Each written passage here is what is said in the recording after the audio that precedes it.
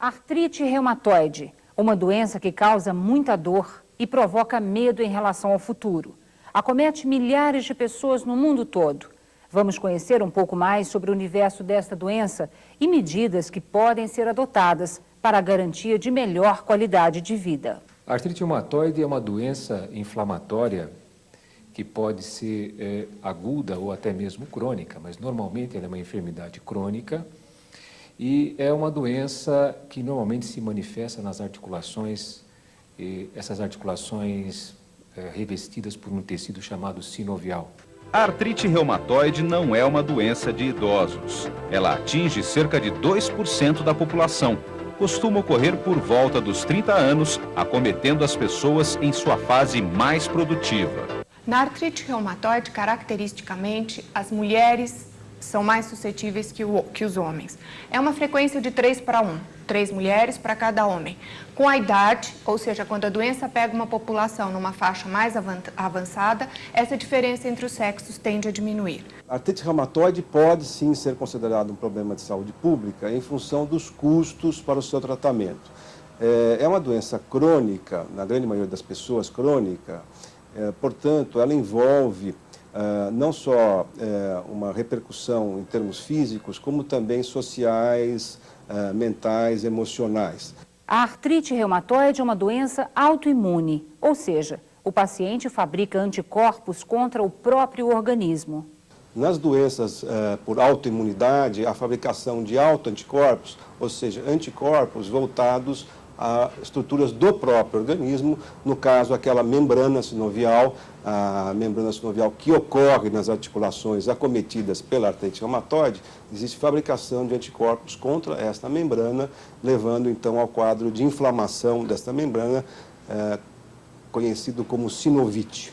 O tecido sinovial é o que reveste as articulações, as juntas do corpo humano. É onde ocorrem focos de inflamações. O organismo com artrite reumatoide pode sofrer diversas manifestações. As mais frequentes são as articulares, ou seja, que atingem as juntas. As ocorrências mais frequentes são nas pequenas articulações, entre elas mãos, punhos, pés, tornozelos, joelhos, cotovelos, podendo ocorrer inclusive nos ombros, quadris e coluna vertebral. Porém, outros órgãos também podem ser atingidos pela artrite reumatoide. Quando isso acontece, chamamos doença reumática. Alguns dos principais órgãos acometidos: pulmão, coração, rins, fígado, olhos, entre outros. É muito importante para o controle da doença a precocidade no diagnóstico e tratamento. Por isso, vamos conhecer os principais sintomas que alertam para a busca de atendimento médico. Na artrite reumatoide, o aparecimento dos sintomas pode se dar de uma maneira aguda. O paciente está ótimo num dia e acordar péssimo no dia seguinte, cheio de dores, mas o mais frequente é que comece gradativamente. Alguns outros sintomas frequentes no início da doença: cansaço, perda de peso, sensação de mal-estar, desânimo, manifestações articulares. Mas, sem dúvida, a dor é uma das características mais marcantes da artrite reumatoide, uma das maiores queixas. São dores que normalmente aparecem pela manhã, são dores inicialmente de média intensidade e acompanhado, isso é extremamente importante, de uma rigidez matinal. Tudo começou há mais ou menos uns 8, 9 anos atrás. Eu levantava com muita dor nas juntas, com as mãos enrijecidas, né? Principalmente na parte da manhã. Essa rigidez matinal pode fazer com que a pessoa, por algumas horas, tenha dificuldades em abrir e fechar as mãos, pegar um objeto, segurar um copo. Em relação à dor, o paciente, ele reclama muito de dor, principalmente quando a doença a gente chama que está ativa, está muito inflamada, as juntas estão inchadas, às vezes ficam vermelhas, quentes. Então, qualquer movimento que ele vá fazer, ele sente bastante dor e dificuldade para fazer esses movimentos. Não há ainda causa estabelecida que determina a doença, porém há muitas pesquisas em andamento. Existem especulações com relação à predisposição genética. Algumas pessoas nascem com um gene que as colocam como uma população de risco para desenvolver artrite reumatoide.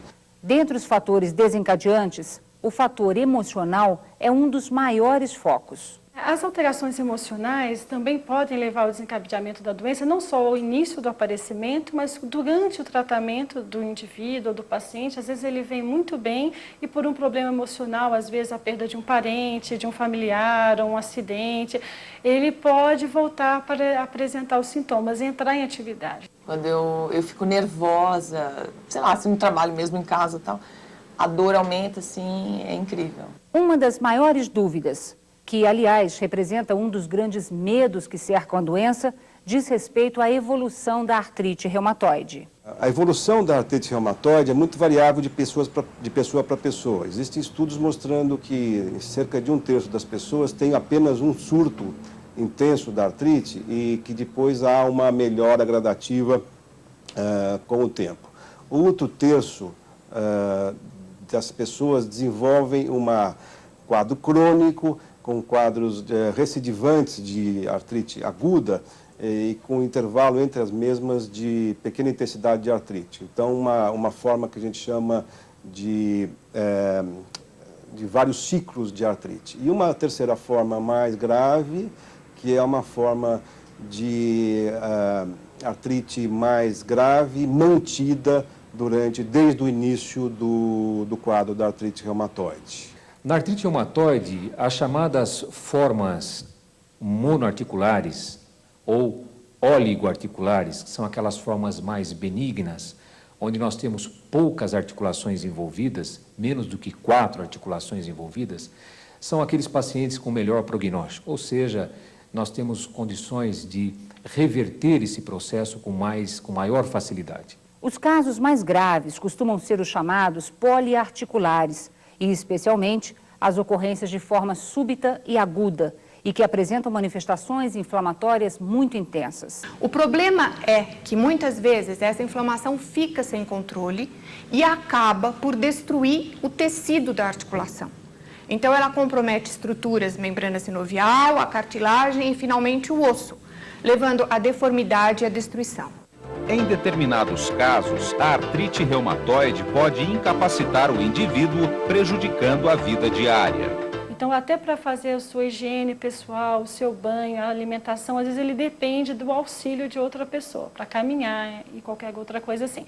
Então, durante a doença, o paciente pode ter vários graus de comprometimento durante a sua evolução. Eu fiquei 1 ano sem poder fazer nada, desde torcer uma roupa, não podia estender uma roupa no varal, eu não podia cortar uma cebola, que é uma coisa simples. Descascar uma cebola eu não tinha condição, não segurava na mão. A própria dor, não raras vezes, é o fator limitante. O paciente, às vezes, não consegue nem mesmo levantar da cama sozinho.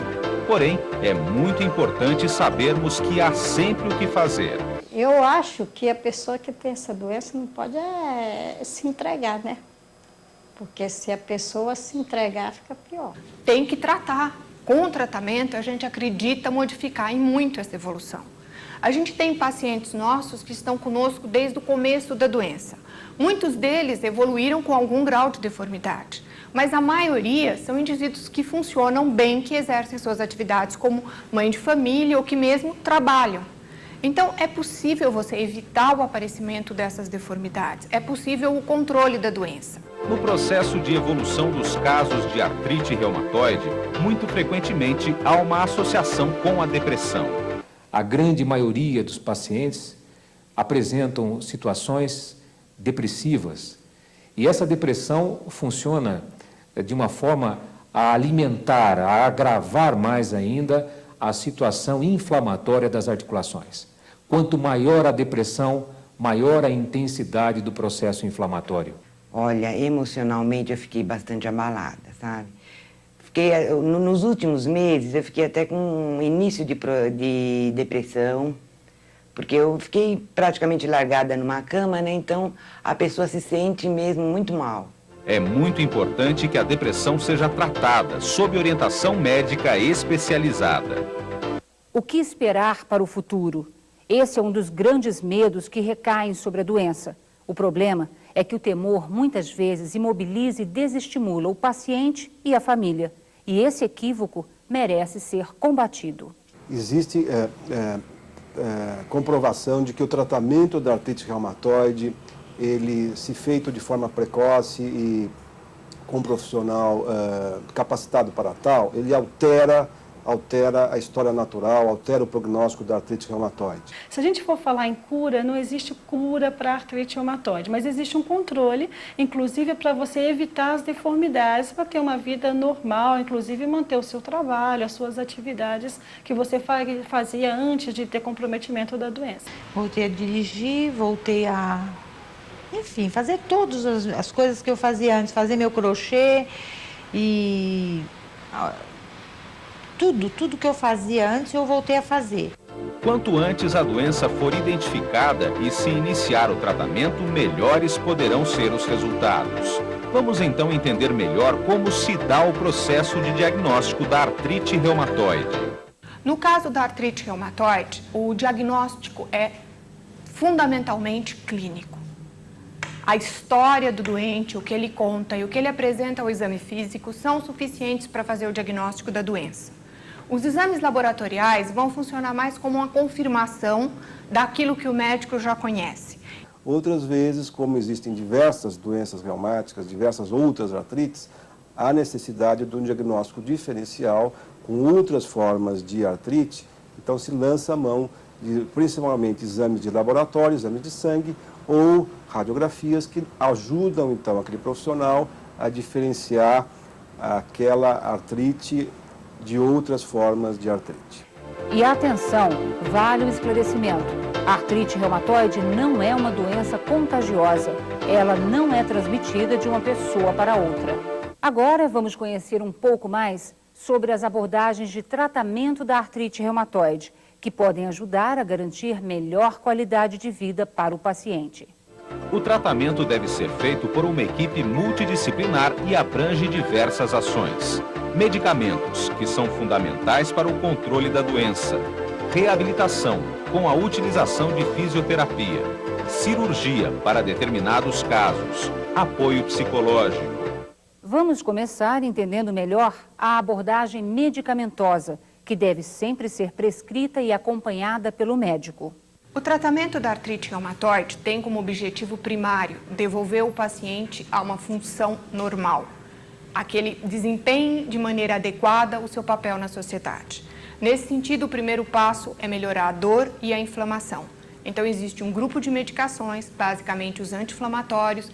Os anti-inflamatórios fazem parte da categoria dos medicamentos sintomáticos e podem ser divididos em duas classes, hormonais e não hormonais. Os corticosteroides, que são os anti-inflamatórios hormonais. Os corticoides devem seguir rigorosa prescrição e acompanhamento médico. Tomá-los por conta própria pode trazer sérios danos à saúde. Um outro problema é que o corticoide tem outros efeitos. Efeitos oculares, glaucoma, catarata. Ele pode induzir o aparecimento de um diabetes. Ele pode causar osteoporose, contribuir para o aparecimento de uma osteoporose. Agora vamos ver os anti-inflamatórios não hormonais. Os anti-inflamatórios não hormonais, eles são extremamente frequentes no tratamento da artrite reumatoide. São utilizados com frequência. E o grande problema dos anti-inflamatórios não hormonais, hoje em dia, é o efeito colateral para o trato digestivo, no sentido de intolerâncias, no sentido de até possíveis gastrites ou úlceras induzidas por eles. Várias pesquisas têm sido desenvolvidas no mundo todo. 2 enzimas já foram identificadas. Então, por um lado, os efeitos adversos estariam relacionados a essa enzima, que nós chamamos de ciclooxigenase 1. A inflamação seria dependente de uma outra enzima, que nós chamamos de ciclooxigenase 2. Essa enzima, ciclooxigenase 2, seria induzida, ou seja, o seu aparecimento ocorre apenas na vigência de um processo inflamatório. E existe, a partir de 93, existiu então uma evolução no sentido de fabricações de anti-inflamatórios não hormonais que mantenham a sua eficácia anti-inflamatória, no sentido de melhorar a dor e melhorar a inflamação. Eles têm, sem dúvida nenhuma, protegido os pacientes contra os efeitos colaterais, principalmente para o aparelho gastrointestinal, renal e hematológico. Eu não tive efeito colateral nenhum, olha, eu não sinto nenhuma reação. O tratamento para mim está sendo muito bom. Agora vamos ver a abordagem medicamentosa considerada remissiva, ou seja, que tem como objetivo o controle da doença. Esse controle da doença é feito com a chamada medicação de base. São drogas que muitas vezes o paciente não percebe que está funcionando. O tempo de ação delas frequentemente é um pouco longo. Para se manifestar, eu digo, o efeito. O paciente começa a tomar hoje, o efeito só se dá daqui a 1 mês, 15 dias, 20 dias, 2 meses, ao contrário do corticoide, de um anti-inflamatório, que melhoram hoje. Entre as medicações utilizadas no tratamento da artrite reumatoide, existem medicações que são indutoras de remissão parcial ou total, que são imunomoduladoras, ou seja, que modulam aqueles anticorpos fabricados na artrite reumatoide. Entre elas estão, então, os antimaláricos, que podem ser empregados nos casos não tão agressivos, não tão intensos da artrite, de uma forma precoce, que podem, então, evitar deformidades, evitar destruições articulares. E ainda na categoria do tratamento medicamentoso de base, são também utilizados os imunossupressores. Os imunossupressores devem ser empregados nos casos mais agressivos, nos casos que iniciam a doença de uma forma mais grave, logo no início do quadro de artrite. E como o próprio nome diz, eles suprimem o sistema imunológico e, desta forma, controlam as manifestações da doença. Essas drogas, quanto maior a sua ação, também nós temos mais efeitos colaterais. Então, tem que estar sempre sendo administrada, mas avaliada frequentemente com exames laboratoriais, com as consultas médicas, para você ter um bom benefício sem muito comprometimento de outros órgãos, pelos efeitos colaterais da medicação. Dentre os principais efeitos colaterais das medicações de base estão os problemas oftálmicos, hepáticos e renais. É preciso que todos compreendam que a automedicação é um perigo. Além dos efeitos colaterais que podem ocorrer sem controle, um remédio qualquer pode mascarar a doença e retardar o diagnóstico. Eu cheguei a me automedicar várias vezes, por indicação de pessoas amigas. Toma tal remédio que é bom, toma tal chazinho que é bom. E no fim, nada resolvia, né? E atenção, não interrompa o tratamento por conta própria. Isso pode prejudicar muito a sua saúde. E mais, ao aparecimento de qualquer efeito colateral, recorra imediatamente ao médico. Tomando a medicação, dá para você viver normalmente. Eu trabalho todos os dias, trabalho bastante. Agora vamos ver o processo de reabilitação realizado através da fisioterapia. Ela é extremamente importante desde o início do quadro, no sentido de proteger as articulações, de fazer até uma economia de energia daquelas articulações mais acometidas, e elas realmente são extremamente importantes na prevenção de deformidades articulares. Os exercícios devem ser realizados sempre com orientação profissional. A reabilitação também é indicada para a recuperação de atrofias que podem ocorrer por imobilização de articulações. O atendimento por uma equipe multidisciplinar também pode ajudar na orientação de pequenas adaptações que o paciente pode fazer em casa para facilitar o dia a dia. Agora vamos ver os casos em que a cirurgia é indicada.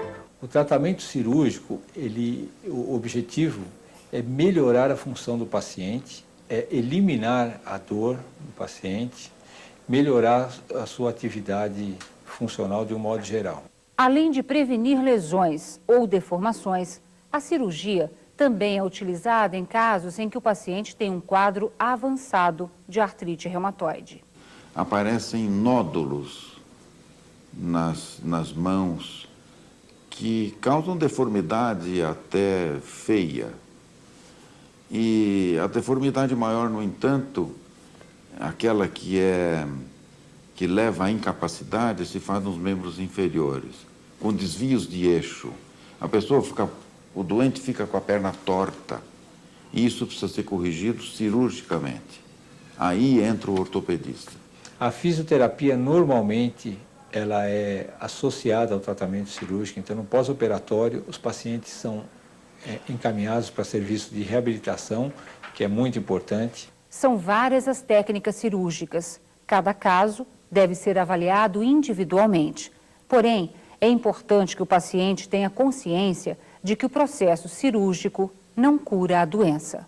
A resposta depende muito mais do acompanhamento clínico do que do ato cirúrgico ortopédico em si. Então não é só operar e tchau, nunca mais. O doente é operado pelo ortopedista e deve continuar o tratamento com o reumatologista, porque a doença continua. Mas, sem dúvida, a cirurgia pode ser um grande auxílio na recuperação da qualidade de vida do paciente. A expectativa no tratamento ortopédico da artrite reumatoide pode ser para o paciente muito grande, porque você consegue tirá-lo de uma cadeira de rodas e fazê-lo andar com um par de muletas. Você consegue muitas vezes fazê-lo segurar um garfo e comer com a própria mão. Também faz parte do tratamento global do paciente com artrite reumatoide o apoio psicológico. Nós não devemos olhar a artrite reumatoide como uma doença, nós devemos olhar o paciente como um todo, inclusive do ponto de vista psíquico. Então, muitas vezes, a colaboração de psicólogos no tratamento é fundamental, porque